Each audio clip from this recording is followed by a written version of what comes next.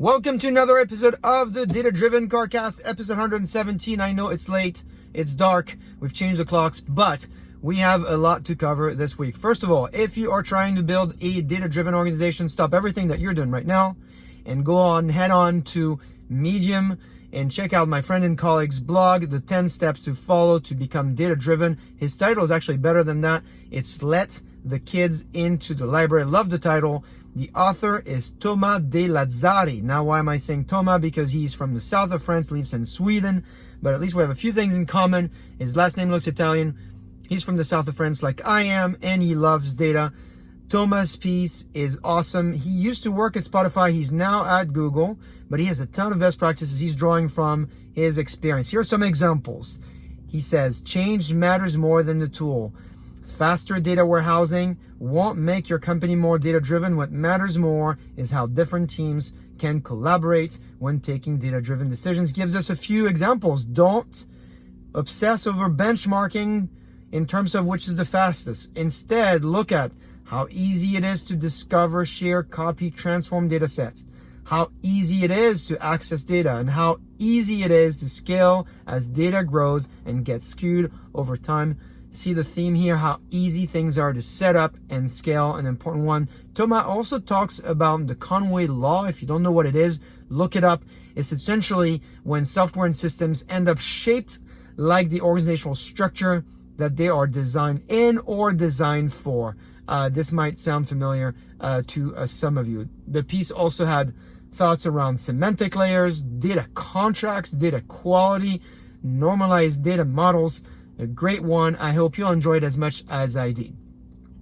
Next up is a wonderful piece by Wayne Eckerson on data observability. Now, I'm sure you've heard this term, but the question is, what is it? Why you should care? Wayne and his team have put together a great piece that highlights the use cases of data observability. It's a nice kind of graphic that he's posted on LinkedIn.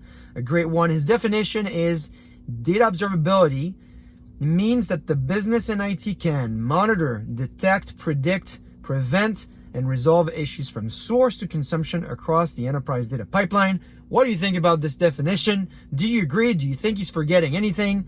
Just let him know down here in the comments.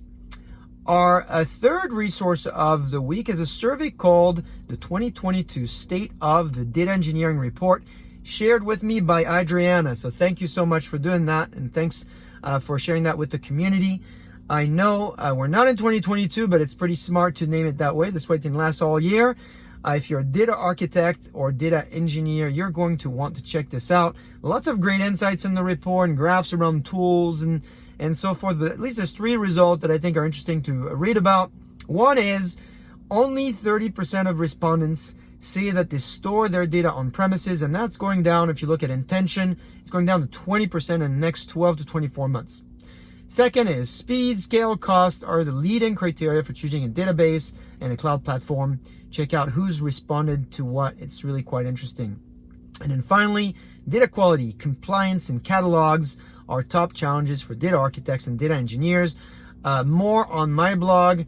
Links to download and share with others and comment. Of course, when you look at surveys, always think about the source and the respondents themselves, how technical they are, what country, what size company. So all the report has all of that, so you can kind of at least try to relate to the results. And then finally, if you are interested in further insights on the world of data mesh, data ocean, data factory, I had the opportunity to spend some time with Michael Krigsman, who is the host of the famous CXO Talk. I don't know if you know about this show, but it's a very well followed by executives.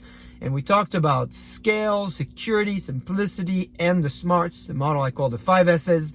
Hopefully you'll find the guidance interesting. We talked for 45 minutes, but frankly, it felt like we talked for 2. It went by very quickly, so hopefully it will be as entertaining for you as it was for me. Let me know what you think. Oh, one more thing.